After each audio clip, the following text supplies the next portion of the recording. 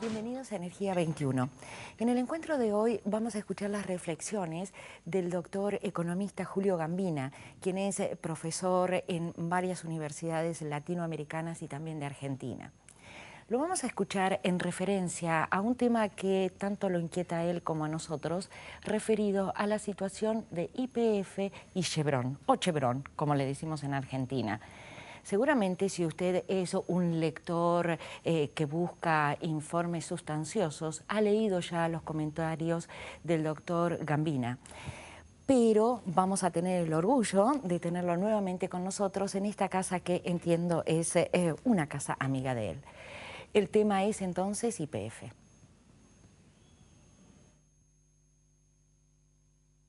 FECOBA, Federación Entidades de Combustibles, presenta Energía 21.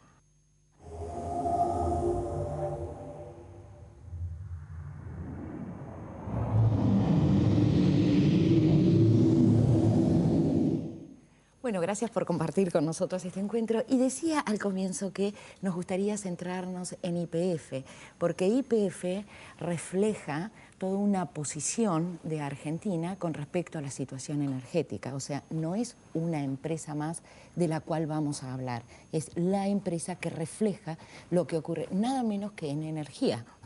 Sí, yo diría en energía y en términos generales. YPF es la gran empresa en la Argentina. YPF ahora es una sigla, en su momento fue Yacimientos Petrolíferos Fiscales. La verdad que uno extraña a los yacimientos petrolíferos fiscales, que es algo muy distinto de la YPF, aunque hoy YPF tenga gestión estatal. Sí. Recordemos que la expropiación fue solo del 51%. Así es. Y ese 51% está compartido entre el Estado Nacional y las provincias. Tiene que ver con reformas institucionales que se hicieron en la Argentina, donde la nación cedió soberanía a las provincias. Sí. Y hoy las provincias, de alguna manera, condicionan las decisiones nacionales. O sea, hay una gestión estatal nacional, pero que está condicionada por la soberanía que tienen las provincias. Sí. Con lo cual, el proceso de una política nacional de carácter petrolero, gasífera, energética, está condicionada por los poderes provinciales. Y la verdad que la provincialización de la energía, de los recursos del subsuelo, de YPF, ha potenciado el ubicar la energía como una mercancía. Es decir, como un mecanismo que genere recursos económicos, sea para el Estado Nacional o sea para los estados provinciales. Y no el concepto que uno conmemora, recordando a los yacimientos petrolíferos fiscales, sí, con la energía como un derecho para los ciudadanos de la Argentina, con un yacimientos petrolíferos fiscales que su objetivo era la exploración, explotación, sí, de recursos naturales, pero pensando en una estrategia de desarrollo autónomo, independiente. Y de todo el país, el desarrollo para todo el país. Así es, así es. Y que generaba incluso en su personal, en las ciudades en que estaban asentados los yacimientos, los pozos petrolíferos, una gran identidad con YPF. La cultura YPFiana, sí, fue muy fuerte. Sí. Muy fuerte para los trabajadores, muy fuerte en términos de los consumidores. Era un emblema y por eso, en realidad, cuando vino la expropiación aún parcial, generó tanta adhesión, claro, de la población, porque, claro, parecía que se recuperaba. Es más, yo digo, la gran adhesión estuvo vinculada a que se pensaba que se recuperaba vieja yacimientos petrolíferos fiscales. Yo lo insisto porque no es solo una cuestión de nombre, sino de contenido, de identidad. Sí. Y eso nos lleva a pensar y a discutir un poco la YPF actual, y sería bueno que se genere un debate más allá de lo emblemático que puede representar volver a la gestión estatal una empresa de esta magnitud. Porque la primera pregunta es, ¿para qué el petróleo, para qué el gas en la Argentina? En un momento que la Argentina ha perdido reservas, petroleras, gasíferas. Ha perdido notoriamente reservas y por el otro lado hay un balance económico que va demostrando los miles de millones que se invierten para traer ese combustible de afuera. 9.300 millones en el 2011, 10.200 en el 2012. Y hoy la cifra... Puede ser 13.000 millones de dólares, la verdad no se sabe bien. Hasta mayo fueron 5.500 millones de dólares. Habrá que ver lo que suma junio. Es un balance energético complicado que a uno incluso cuando estudia, porque esto no es un problema de este año o de los últimos 2 años que muestran ese déficit tan importante en el balance energético argentino, sino que uno tiene que mirar la década del 90 como la década del despilfarro, de la enajenación, donde YPF fue uno de las principales contribuciones a la gran exportación de combustibles, a la gran exportación de petróleo. Claro. Argentina generó... Y de gas. Los chilenos conocieron el gas. Por el gas que le mandamos nosotros. Todos los gasoductos que se construyeron en la década del 90, 7 gasoductos, todos eran orientados a exportar. Sí. O sea, no hubo gasoductos en el sentido de abastecer de gas a la población argentina que no tiene gas. Acá lo curioso, lo triste, es que el gas más extendido lo reciben los sectores de más elevados recursos, las ciudades más urbanizadas, que tenemos lo que se llama gas natural. Los pobres de Buenos Aires y de todo el país que se tienen que calefaccionar con garrafa, tienen el gas más caro. Sí, el gas en garrafa, notoriamente más caro además. El gas en garrafa es para los pobres. Y entonces acá tenés la contradicción de un país que no es petrolero, que no es una potencia petrolera, que no es una potencia gasífera, pero que estuvo exportando petróleo y gas en los últimos tiempos y que tenés una gran cantidad de la población argentina que no está abastecida. Por eso decimos, este es el resultado de pensar la energía, al petróleo, al gas como una mercancía que se vende, que se compra y se vende en el mercado, a pensar a la energía como un derecho que tiene la población. Y uno podría aspirar en este siglo XXI que la población argentina tenga derecho al acceso al gas, al petróleo, al combustible, a la energía, uno hasta podría decir en forma gratuita o a un costo muy accesible. Tal como ocurre hoy con la demanda en Brasil. Fíjate que Brasil está de moda ahora y Brasil se ha transformado en los últimos años en una potencia petrolera. Cuando en la década del 90 no era un país era que era demandante y hoy ha logrado revertir la situación. ¿Y por qué traigo a cuenta Brasil? Porque la demanda de la juventud brasileña movilizada hoy está pidiendo transporte 0 pesos, transporte gratuito. Y el transporte funciona sobre la base de ese insumo energético, petrolero, gasífero del que estamos hablando, y la demanda es desmercantilizar el transporte. Por eso pensar en la Argentina hoy, una gran reivindicación o un tema de debate para la política, ahora estamos en elecciones, un buen tema para la política es si no debiera desmercantilizarse la energía. Es decir, pensar cómo llegar con petróleo y gas a toda la población. Eso es defender la producción petrolera actual, la producción petrolera convencional, y discutir la necesidad o no, o la forma de encarar la explotación de los recursos hidrocarburíferos no convencionales. No convencionales. Estos que se hacen a través del fracking, que se ha demostrado en otras partes del mundo que puede ser muy dañino. Es muy dañino. Es una tecnología invasiva sobre la naturaleza. Para que lo entienda simplemente los que nos están viendo, se trata de una perforación a 3 kilómetros, 4 kilómetros o más kilómetros de profundidad. Imaginen la extensión que eso significa, 3.500, 4.000 metros de profundidad. Sí, 40 cuadras hacia abajo. Claro, hay que salir a caminar o a correr 3, 4, 5 kilómetros para darse cuenta lo que eso representa, con una tubería mediante la cual se inyectan toneladas de agua agua es un recurso hoy tan estratégico como el petróleo. Sí. Y hay que pensar en esos términos. Tan limitado también. Todos nosotros tendemos a pensar que el agua ahí está. Es más, vemos el agua en los mares, vemos el agua en el río, pero nos engañamos, porque toda esa agua no sirve ni para tomarla, ni a los efectos útiles y productivos que se usa el agua. El agua que hace falta es el agua que consumimos, el agua dulce, que es una porción minoritaria de la cantidad de agua que hay en la naturaleza. Es algo así como el equivalente de una cucharadita de té en una bañera. Muy bien, muy bien. Ese es el equivalente del agua. Es una muy buena, es algo así como el 1% del conjunto del agua que hay en el planeta. Pero lo visualizamos con esa imagen. Es magnífica la imagen. Ahora, ese agua viene acompañada también de arena, porque tiene que tener un efecto la presión de agua junto con la arena, y viene acompañada de tóxicos. Y cada vez que alguien introduce tóxicos, digamos, imagínate una cucharadita de tóxicos en tu bañera. Claro, sí. Es poquito, es una cucharadita, es pero... un veneno que llega en gotitas. Así es, ese veneno que se mete 3 kilómetros, 4 kilómetros de profundidad, bueno, eso va y penetra por distintos lugares, llega a las aguas subterráneas, llega a distintos ámbitos de la naturaleza y claro, cualquier técnico, ingeniero que esté involucrado en el tema va a decir, pero esto es seguro, está recontraprobado.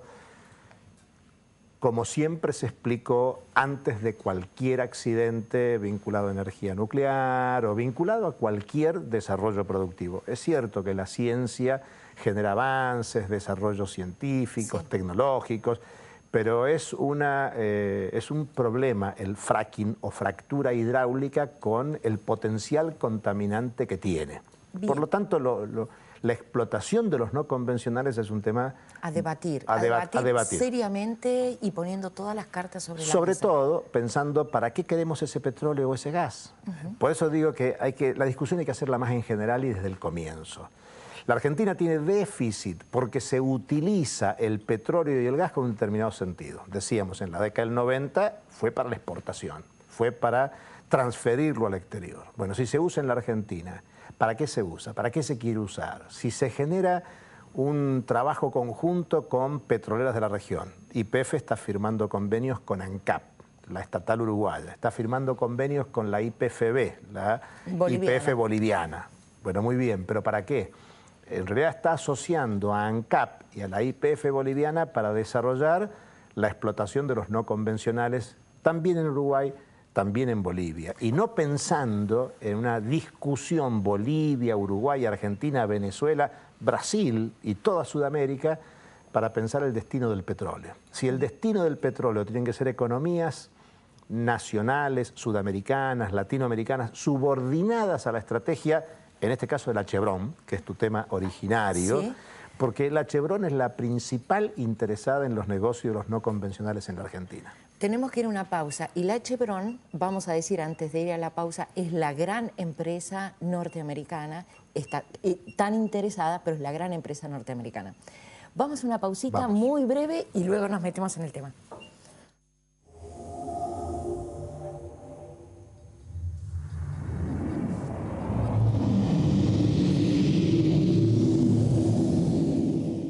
Cursos de fabricación de aerogeneradores de electricidad. Asociación Argentina de Energía Eólica. Sitio web argentinaeólica.org.ar. Sindicato Obreros y Empleados de Estaciones de Servicio. Un gremio en marcha. Confederación Cooperativa de la República Argentina. 50 años construyendo una economía en manos de la gente. Eólica Argentina. El evento internacional dedicado a la energía eólica en Argentina. Del 10 al 12 de julio de 2013.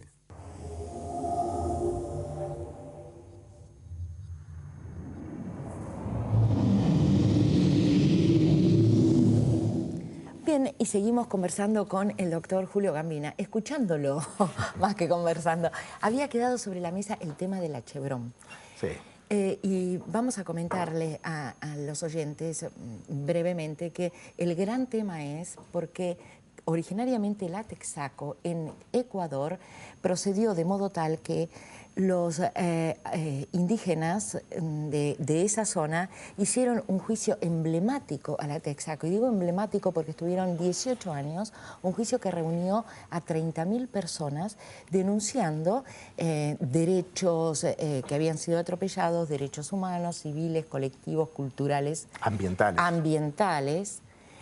Finalmente ese juicio... Afectando expresamente el tema del agua, que hablábamos recién. Claro.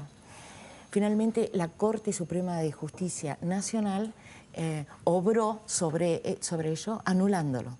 Así es.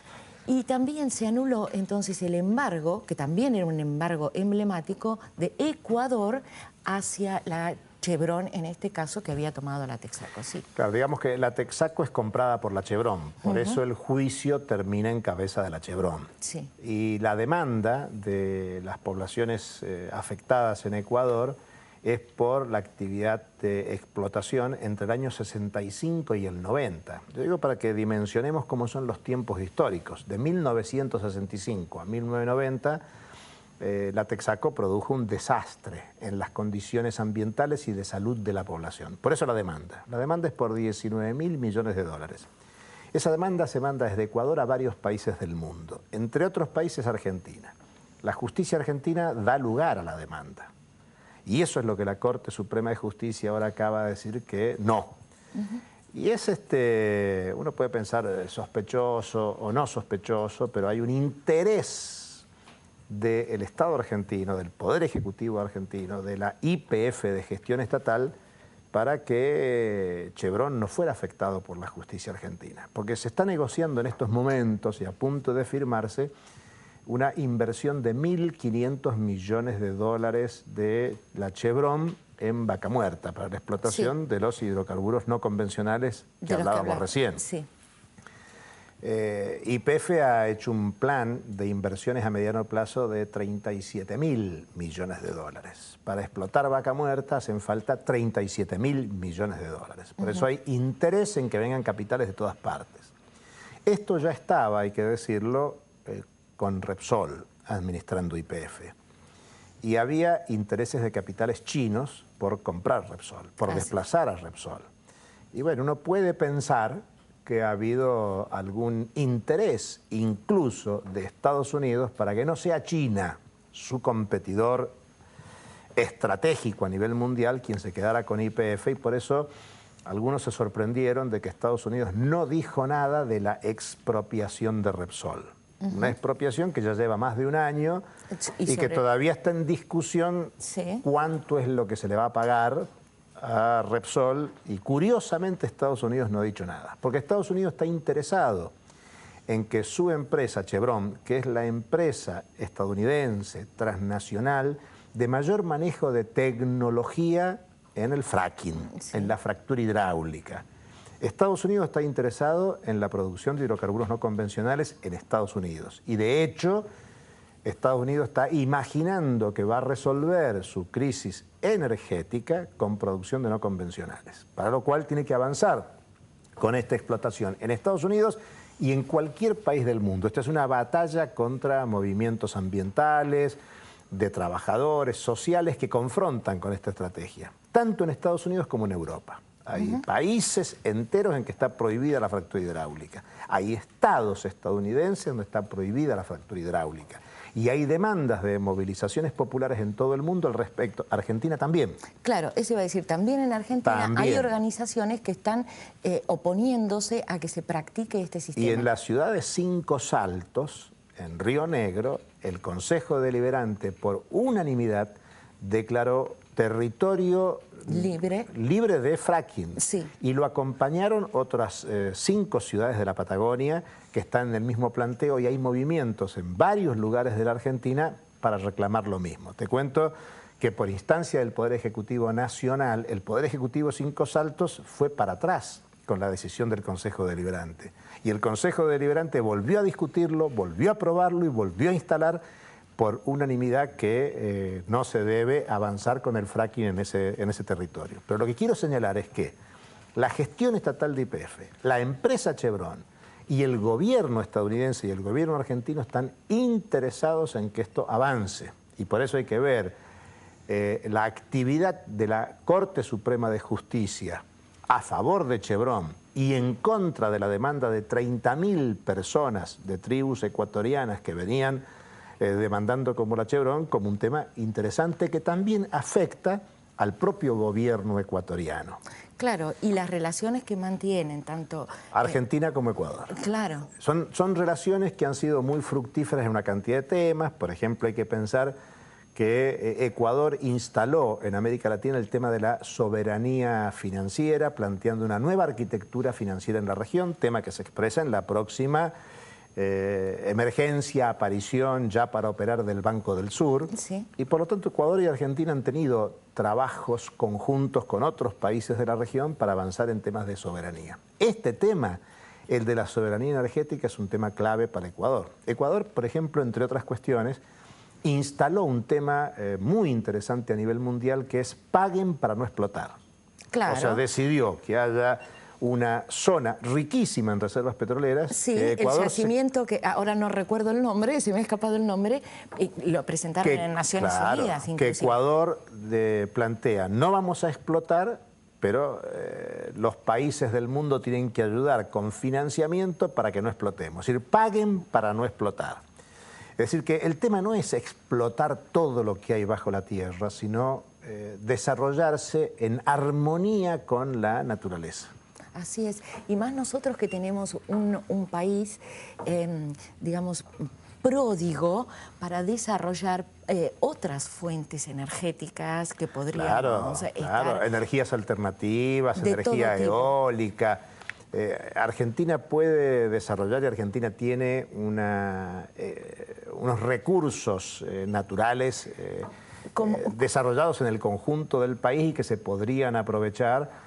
Y no se trata de no explotar los recursos naturales, sino hacerlo. Incluso la palabra explotación es muy fuerte, ¿no? Pues la palabra explotación tiene una connotación negativa. El tema es si se puede hacer en armonía con la naturaleza, pensando en las generaciones actuales, en las generaciones futuras y sacando el concepto de negocio. Hay muchos que dicen respecto de los alimentos, por ejemplo, hay que aprovechar el momento actual para aprovechar los altos precios de los alimentos. Eso quiere decir, aprovechar el alto precio de los alimentos es aprovecharse del hambre que hay en otras partes del mundo. Claro, hagamos negocio con el hambre de otros. Hagamos negocio con el hambre. Bueno, lo mismo vale para la energía. La energía es un recurso estratégico. Hace falta que abastecer de energía al mundo, aprovechemos el momento y hagamos negocio. Y Argentina es el segundo reservorio mundial de gas de esquisto. Es decir, que en materia de no convencionales, Argentina es una potencia en cuanto a reserva. Hay quienes dicen aprovechemos esa reserva estratégica y comercialicémosla al mundo, aprovechemos la potencialidad que esto representa. Yo diría al revés, hay que aprovechar toda esa potencialidad, sea en energía, sea en alimentos, para pensar en cómo resolver la soberanía alimentaria no solo de Argentina, sino de Sudamérica e incluso a escala mundial. Hoy, por ejemplo, con el aumento inusitado del precio del trigo, que impacta en la harina, que impacta en el pan, afectamos al consumo de pan del pueblo de Bolivia, porque Bolivia, uno de los pocos insumos que no produce es el trigo, es la harina, y para abastecer de pan a su población, que es tan panera como la Argentina, importa harina desde la Argentina. Y ahora tienen problemas porque esa harina importada de la Argentina es muy costosa. Entonces, el tema es, en vez de aprovechar que el mundo demanda alimentos, que el mundo demanda energía y venderlo para hacernos de dinero, y habría que discutir quién es el que se hace de dinero, cuando ese dinero ingresa, lo que hay que pensar es en términos de abastecimiento, de soberanía alimentaria, de soberanía energética, de derecho a la energía, de derecho a los alimentos del conjunto de la población. Qué lástima que estando en una época de elecciones no se discutan estos temas prioritarios, fundamentales, porque si no vamos a seguir postergando lo importante y nos vamos tomando de lo inmediato para resolver cuestiones. Yo creo que es lamentable, creo que programas como este, muchos otros programas que tratan de profundizar en algunas discusiones como esta, que son temas estratégicos, No que haya que coincidir en todo lo que estamos diciendo en este momento, pero sí discutirlo. Claro, ponerlo sobre la mesa, despertar al televidente. Poner en discusión en la sociedad el para qué de determinadas producciones. La Argentina se ha encontrado, decíamos, en los últimos años produciendo y exportando petróleo. Y eso eran titulares de los diarios. Crece la exportación de petróleo. Bueno, la consecuencia después fue el deterioro. Argentina crece en la exportación de soja y la explicación que también encontramos es la caída de la producción ganadera y la caída de la producción triguera. Sí, y ni hablar de la calidad de la tierra que ha sido bombardeada de glifosato. Bueno, entonces estos temas, aunque en ciertos medios de prensa, en ciertos discursos políticos, aparezca como el éxito del gran crecimiento económico de la Argentina, siempre hay que medir ese crecimiento económico, ese crecimiento de la producción, ese crecimiento de las exportaciones, con los beneficios que le genera al ciudadano de a pie, y especialmente a los más pobres. Y cuando uno piensa en términos de los más pobres en la Argentina, en América Latina, a escala mundial, nos vamos a encontrar que hoy estamos subordinados a esa estrategia de acumulación de las ganancias de las grandes transnacionales. En el caso que hablamos de la Chevron. La Chevron, como un gran beneficiario del modelo productivo desarrollado en Estados Unidos, desarrollado a escala mundial, y ahora buscándole los beneficios para que la justicia no impacte sobre la Chevron y que la Chevron pueda invertir. Y no nos engañemos, la inversión de Chevron en vaca muerta es para obtener ganancias. No es que está en la búsqueda de resolver los problemas de los sectores más empobrecidos de la Argentina. Ha sido un gusto, Gambina. Vamos a seguir con este tema, así que próximamente lo vamos a volver a llamar. Y nosotros nos encontramos dentro de 7 días en este mismo lugar. Hasta entonces.